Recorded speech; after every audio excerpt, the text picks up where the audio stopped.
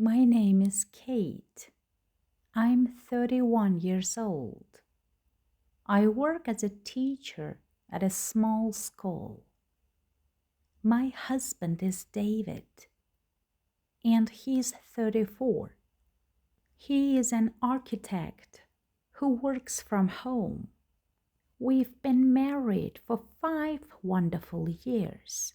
When we first married, I felt like the luckiest person. David was so kind and loving.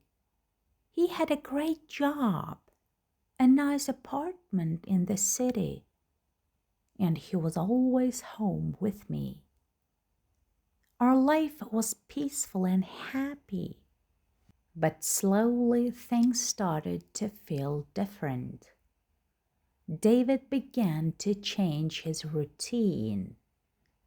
He started taking business calls in the garden, away from me. He would sometimes go out late at night, saying he had to meet a new client quickly. He always had a reason, like, I need to drop off some design samples, or the internet is too slow here for a big download. At first, I believed him, but his eyes looked tired, and he seemed nervous when I was nearby. One Tuesday evening, David came home very late. Dinner was cold on the table. When I asked where he was, he just said, "Work stuff, Kate. Just a big project." He sounded tired and stressed, but he quickly changed the subject. Later that night, I went to put his jacket away. I felt something heavy in the pocket. It was his wallet, and inside, next to his credit cards, was a small, unfamiliar photo booth picture. It showed David with a young girl, maybe 7 or 8 years old. She was smiling, but her eyes looked sad. On the back of the photo, written in pencil, were the words, "For our best secret helper." My heart dropped. Who is this little girl? Why is she his secret? I couldn't sleep. The next morning, I couldn't look at him. I was hurt and angry. Who is the girl in the picture?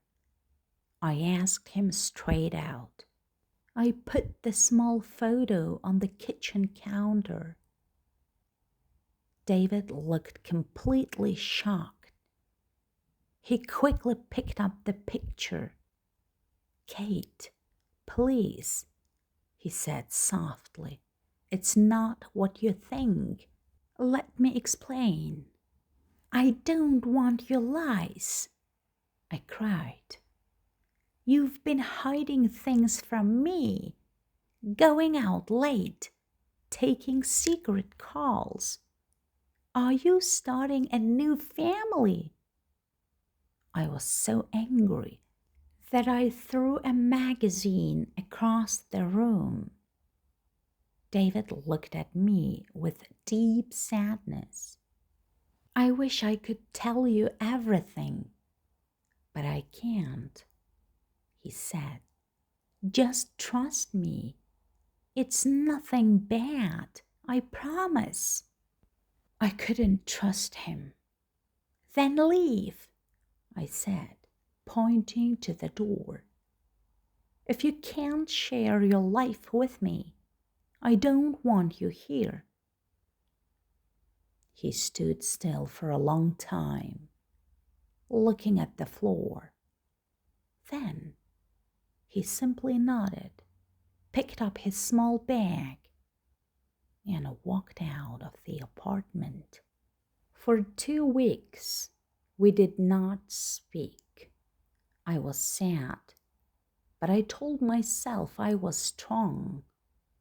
I tried to focus on my teaching job.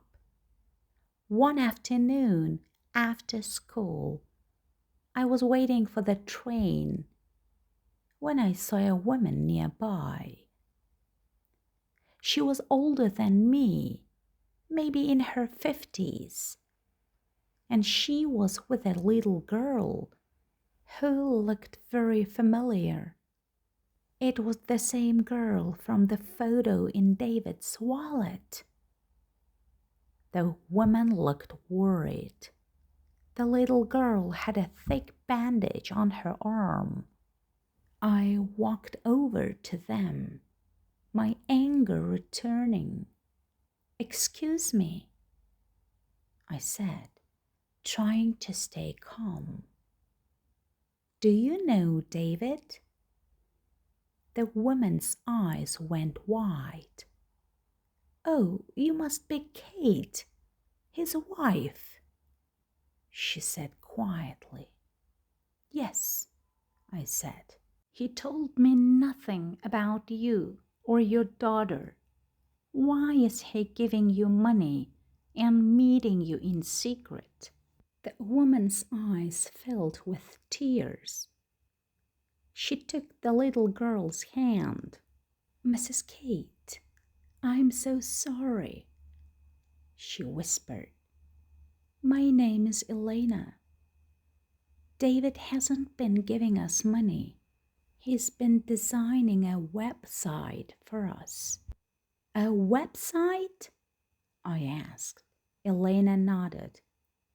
"My husband died last year. He was David's best friend from university. He always wanted to open a small bakery, but he never could. Before he died, he asked David to help us open it so my daughter Rose and I would have a way to live." I was frozen. "David spent all his nights and weekends on it," Elena continued. "He wanted it to be a surprise for us, so he didn't want any money. He even sold his old computer equipment to buy us the best oven." She paused, pointing to Rose's arm. "Rose fell off her bicycle and hurt her arm badly last week. David took us to the hospital and paid the bill because my savings were low. He didn't want anyone to know about the bakery or the accident because he just wanted to help us. He promised my husband he would do it, and he kept his promise." My legs felt weak. David wasn't hiding a secret love. He was hiding an act of pure kindness. I'd called him a liar and made him leave our home when he was simply trying to keep a promise to a dead friend. I tried to call David right away, but his phone went straight to voicemail. I texted him, "David, I know the truth. I am so sorry. Please come home." There was no reply. Days passed. I went to his mother's house, but she hadn't seen him. His friend Mark told me David had taken a last-minute job out of the city to clear his head. I felt a cold fear inside me. Then the call came. It was Mark. "Kate," he said, his voice shaking.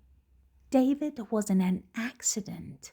A bus hit his rental car. He's in the hospital." I drove to the hospital quickly.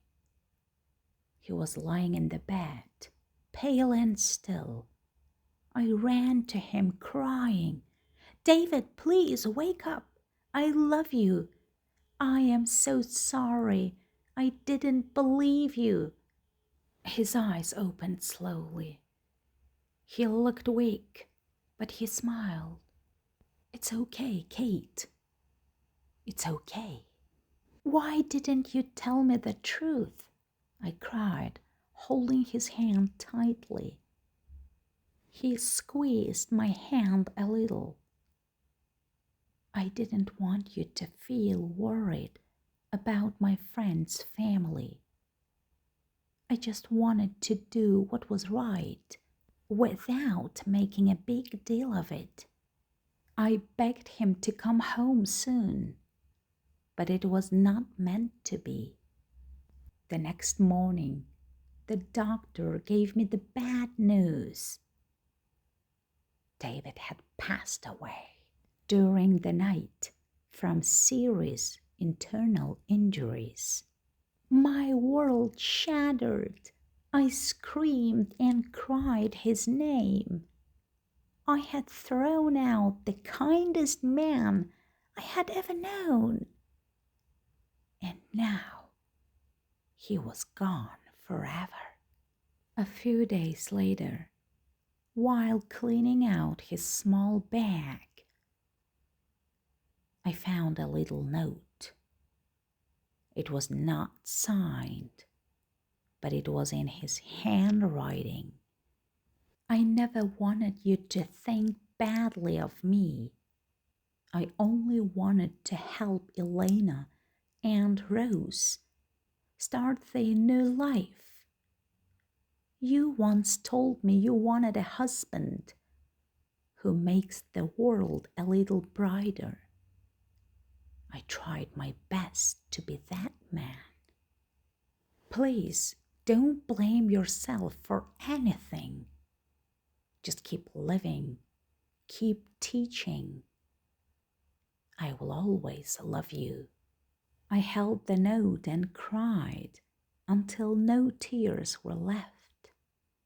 Now it has been a year. I visit Elena and Rose at their new bakery, the Little Star. Rose calls me, "Aunt Kate." When I see her smile, I see David's goodness living on. Sometimes when I am alone, I whisper up to the sky, "I doubted you, David, but you were never a liar. You were a hero, saving lives and dreams in secret. I wish I had seen your heart sooner and loved you without a single doubt. I will carry his love and his great kindness with me forever." Does hiding something good still count as a betrayal of trust in a marriage? If you were Kate, would you fall into emotions, not figuring out the case? Who do you think made the biggest mistake in this story? Kate for doubting her husband, or David for hiding the truth?